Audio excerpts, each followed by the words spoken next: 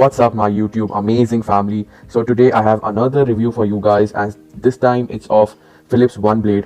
And I've actually checked that I've been using this trimmer slash shaver for more than 1 year now, and I actually got it from Amazon. So I'll be ranking this on a variety of aspects like I always do. So make sure you get into the video and watch it until the end for a full, complete, detailed experience. So the first thing is the cost aspect, and according to me, it's actually very expensive. Right, the whole thing, the whole machine or the whole blade, whatever you want to call it, costs for like $25. And if you are waiting for a discount, you can actually get it for like $22 to $25, I think.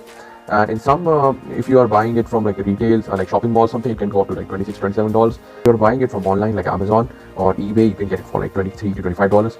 And then one blade costs about $10 to $12, right? And that is also very expensive. The thing is, one blade, it lasts for about 2 months. If you're doing a full body, right, if you're doing hair trimming or hair removal on full body, it will last for about 2 months or so. But the second thing that I want to go about is the battery life. So according to the packaging, it says that you need to charge it for like 6 to 8 hours for 40 minutes of charge, and using it for more than 1 year now, and the battery hasn't depleted at all. It still goes on for like 50 minutes, I suppose. 50 to 60 minutes it can easily go in.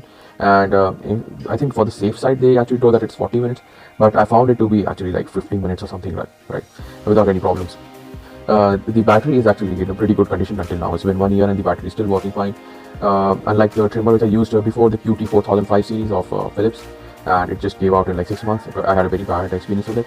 So this is not like the trimmer, and that's why I had to switch anyways. The third aspect that I would like to go in is the comfort. The comfort is actually a very wide aspect, right?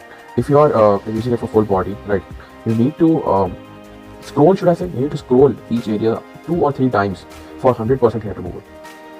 Each area needs to be done like 2 or 3, it needs to be rubbed like 2 or 3 times for the accurate like 100% shaving.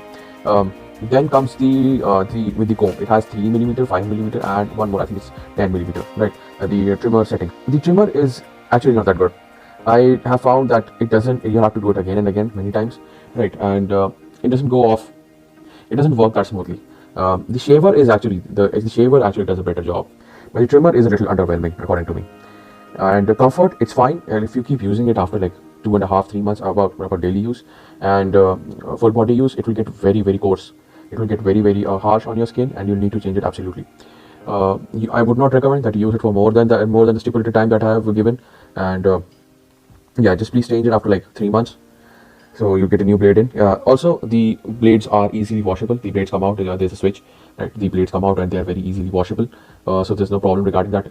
The entire machine can be washed off in water. It can be washed. You can even use a foam on your face, and I personally don't use it, but I found out that you can you can always use a foam if you want, if you're comfortable in that manner, but I personally don't use it, and I found no use of it.